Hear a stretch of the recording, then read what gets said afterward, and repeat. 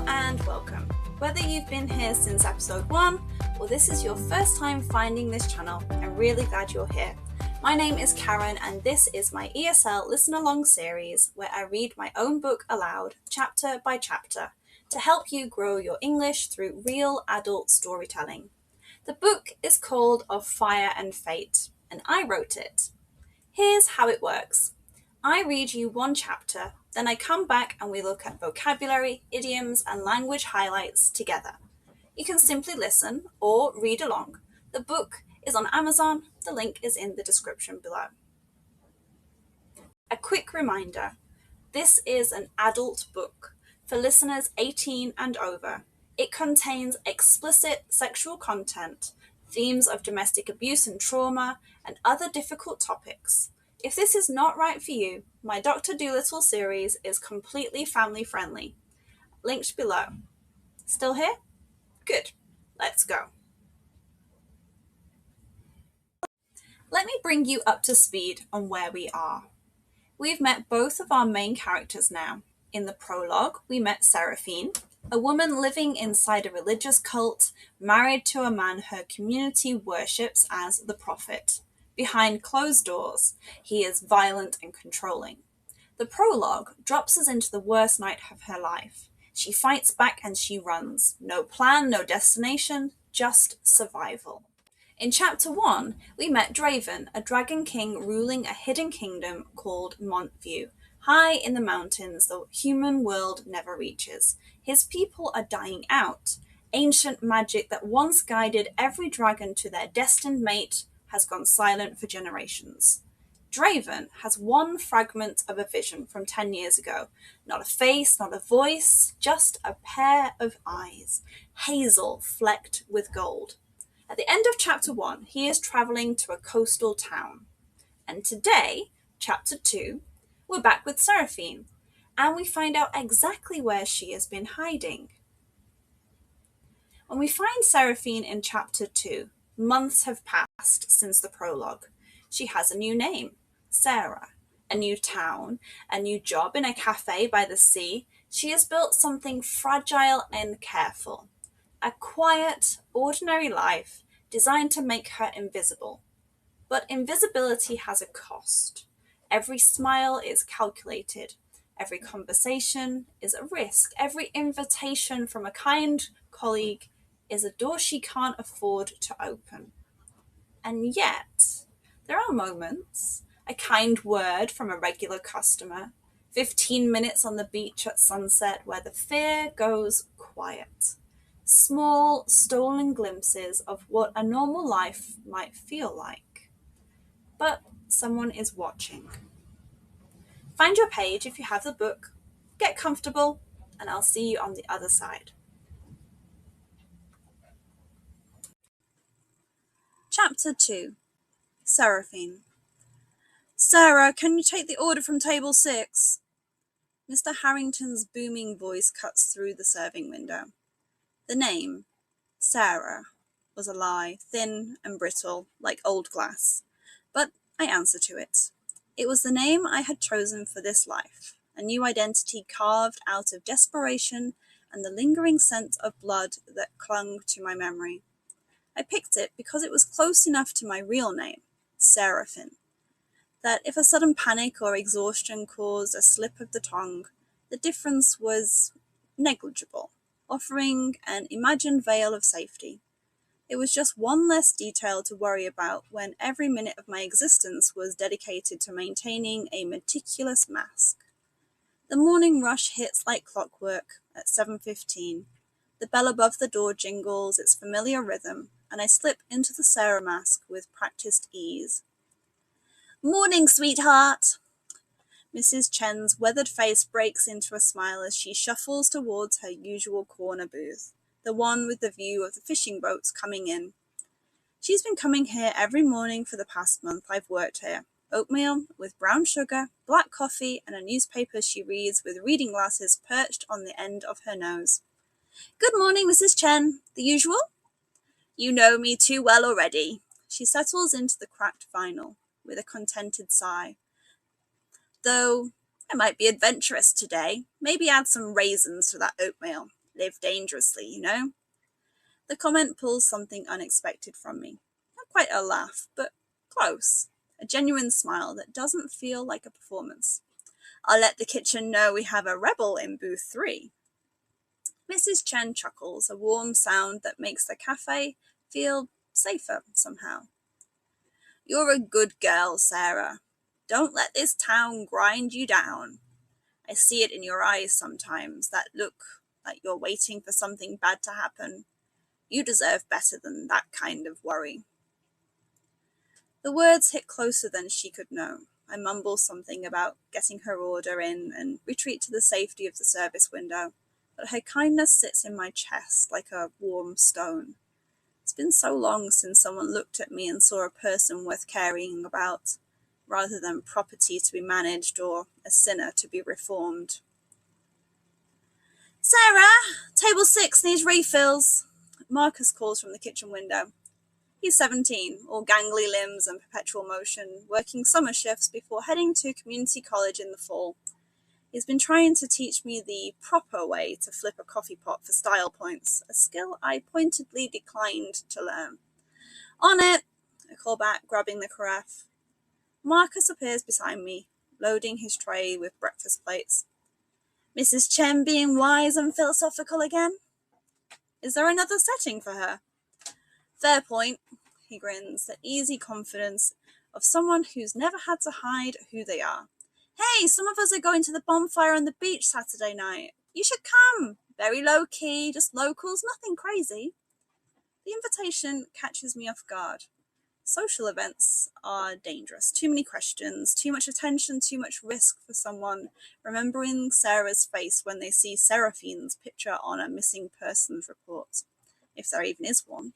Simon's community didn't trust outside authorities. They handled their own justice. I'll think about it, I say, which we both know means no. Marcus shrugs, unbothered. Standing offer, we're a friendly bunch despite what the tourist reviews say about this place. He nods towards a 1-star review Mr. Harrington has ironically framed on the wall. Waitress was competent but joyous, coffee adequate, atmosphere aggressively mediocre. That's actually kind of accurate, I admit. Right? We're considering putting it on t-shirts.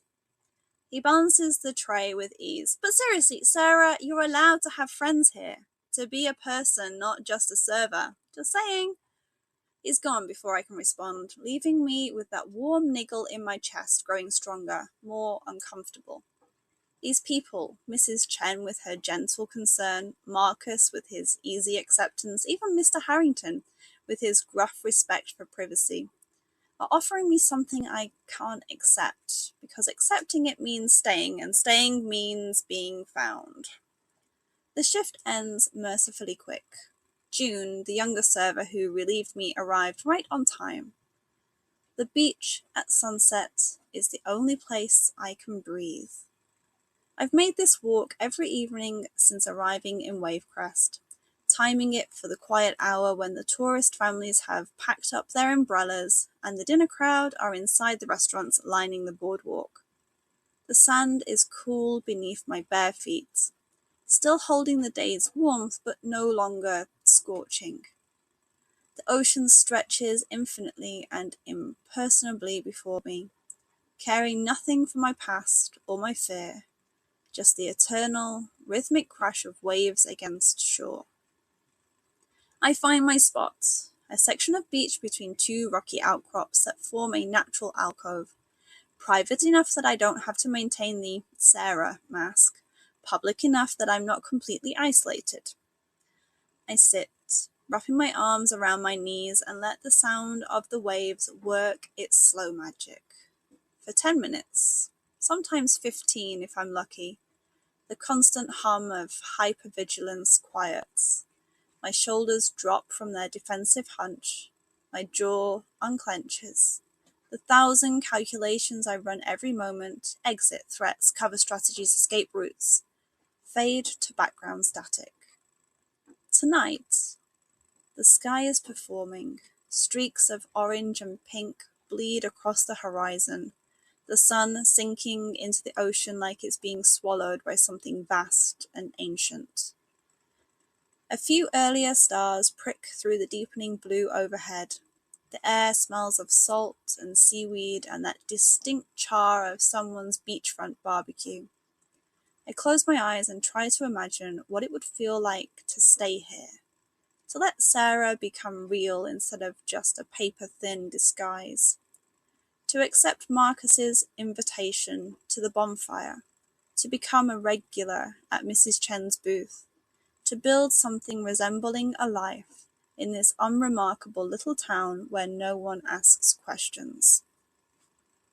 The fantasy is so vivid, I can almost taste it.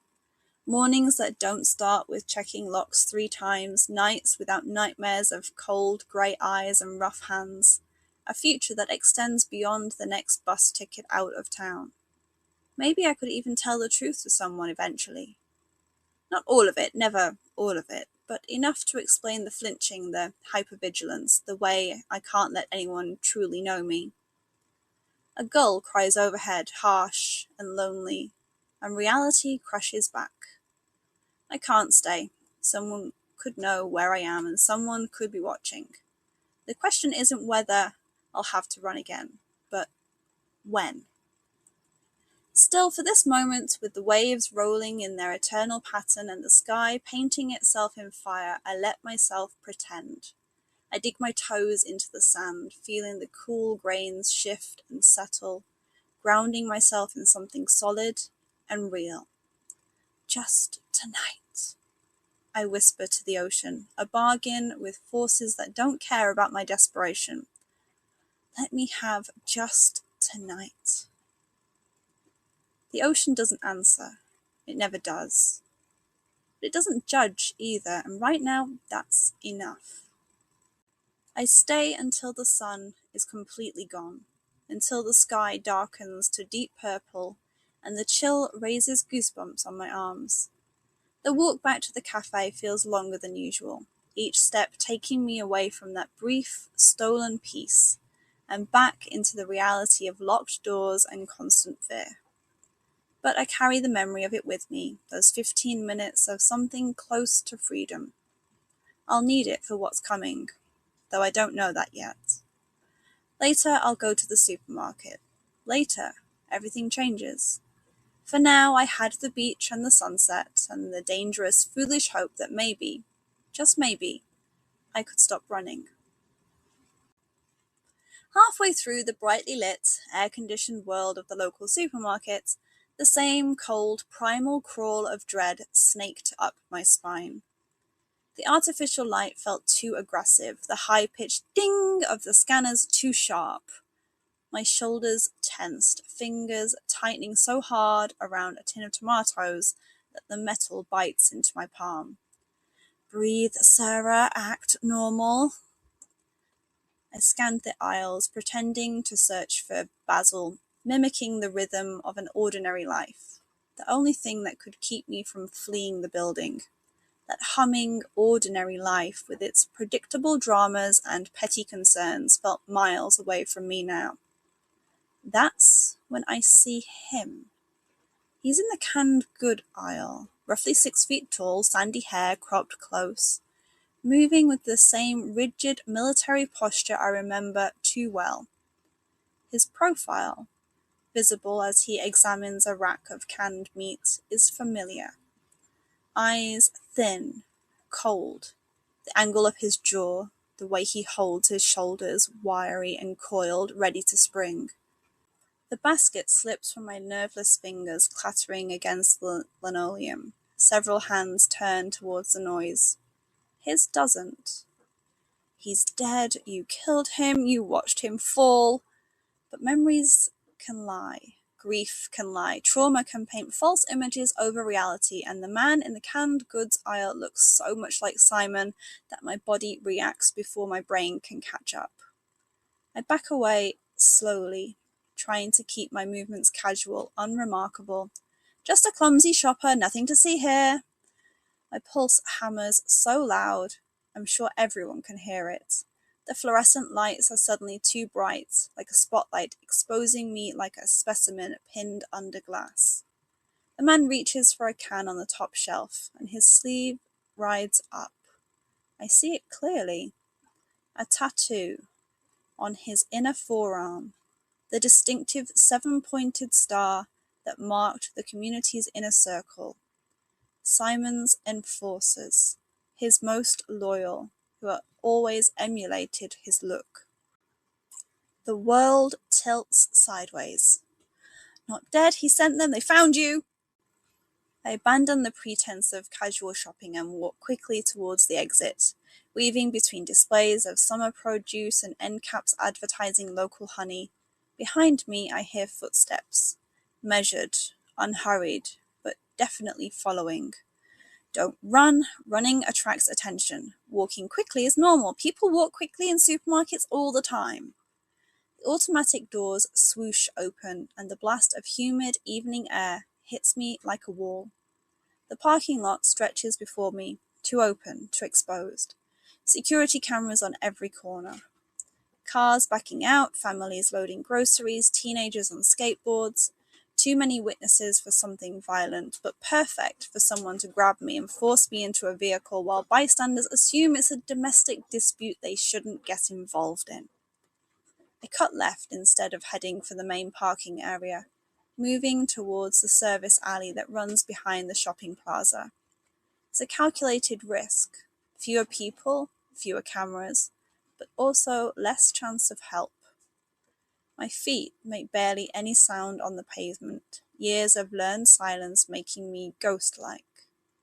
The alley is dimmer, lit only by a single flickering security light and the ambient glow from the main street beyond.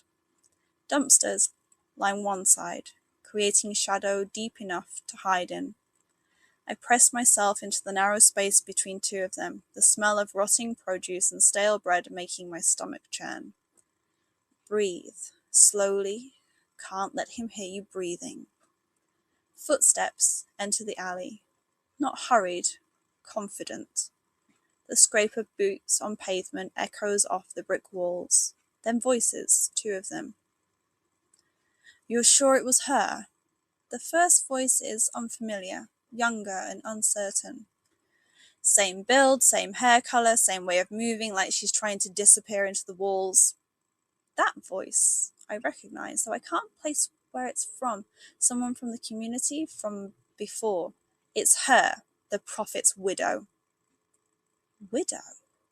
The word confirms what I desperately hoped was a paranoid delusion. Simon is dead. I did kill him, but his people are still hunting me. The inner circle says she's dangerous, the younger voice continues.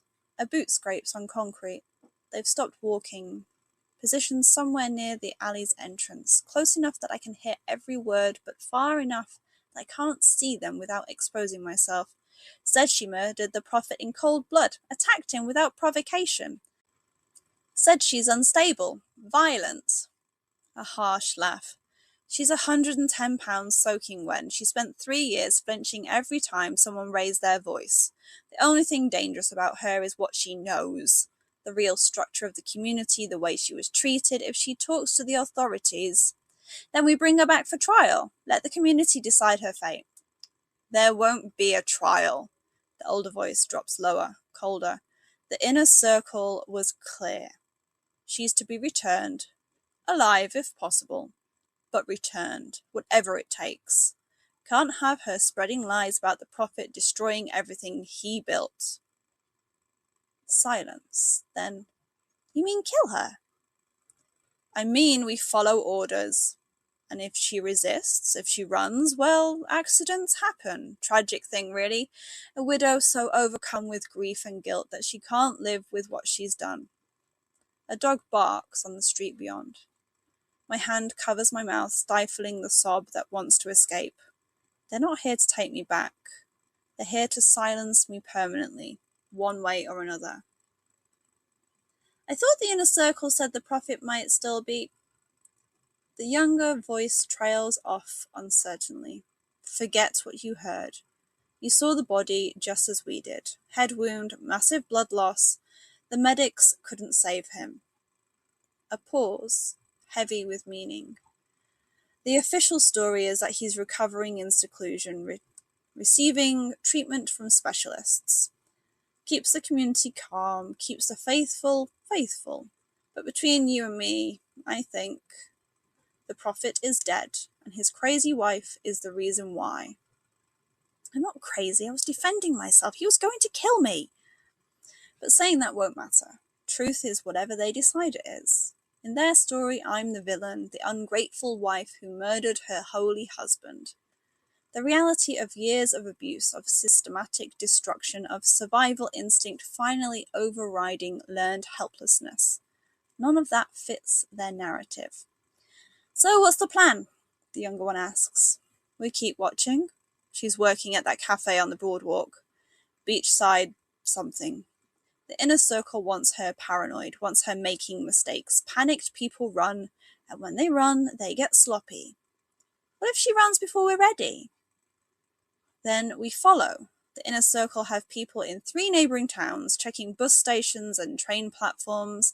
Airports are monitored. She can't get far without resources, and we've made sure she doesn't have any. The job at the cafe barely pays rent. She's trapped. She just doesn't know it. Footsteps again, moving away. Come on, let's do another pass down Main Street and see if she surfaces. She's got to go back to work eventually. Their voices fade, swallowed by the ambient noise of the shopping plaza, car engines, distant conversations, the perpetual soundtrack of normal life, oblivious to my private horror.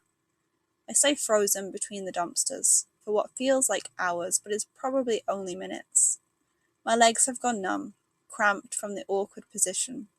My heart rate is still catastrophically high, each beat a hammer blow against my ribs. They know where I work, they've been watching me for weeks. Worse, they're not alone. There are others watching transportation hubs and covering exits. This isn't just 2 men on a revenge mission. This is organized and coordinated. The community's resources are vast, their reach longer than I'd imagined. And Simon is dead, truly dead. Which should be a relief, but instead feels like confirmation that I'm a killer, that their story about me is at least partially true. I did kill him. I did take a life. The fact that it was self-defense doesn't change what my hands did. I wait until my breathing steadies, until the immediate panic recedes enough that I can think. Then I carefully, quietly emerge from my hiding spot. The alley is empty now, just me, the rotting vegetables, and the flickering security light casting everything in unreliable shadows.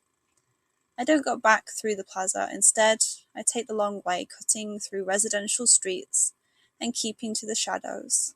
Every sense hyper-alert for the sound of following footsteps or the sight of that sandy-haired man with the cold eyes.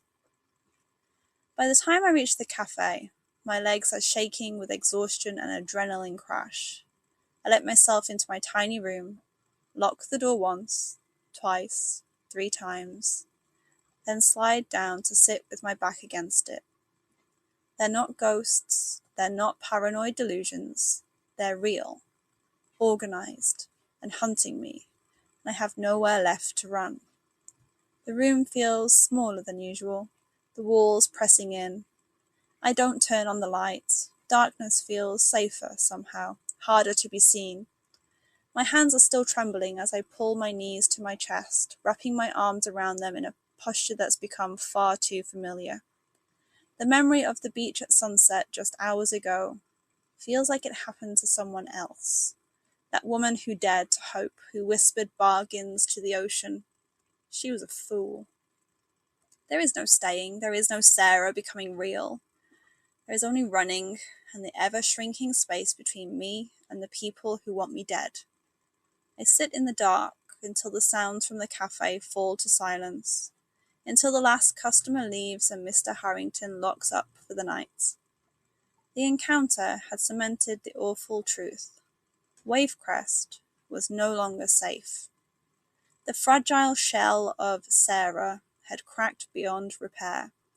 I'm alone, in the dark, and tonight, sleep would be thin and full of flashes. But I survived the day. That, for now, was all that mattered. Tomorrow I need to run again. I need to move inland, where the crowds are thicker, the terrain more forgiving, and the past less likely to find me. But even as I think it, I know the truth. There is nowhere they won't follow. And that was chapter 2. That supermarket scene, their alley. I want to say it gets easier, but honestly, buckle up. But what a chapter for language. Let's get into it. 5 words directly from this chapter that are absolutely worth adding to your vocabulary. First, meticulous. I wrote that every minute of Seraphine's existence is dedicated to maintaining a meticulous mask. Meticulous means extremely careful and precise, paying very close attention to every small detail. Nothing is left to chance. She was meticulous in her preparation for the interview. The surgeon's meticulous technique saved his life. It always implies effort. Being meticulous is not accidental. It takes work. And for Seraphine, that work is exhausting and constant. Number 2, negligible. Seraphine chose the name Sarah because the difference between Seraphine and Sarah was negligible, small enough that a slip of the tongue would not expose her. Negligible means so small or unimportant that it's not worth considering. It barely registers.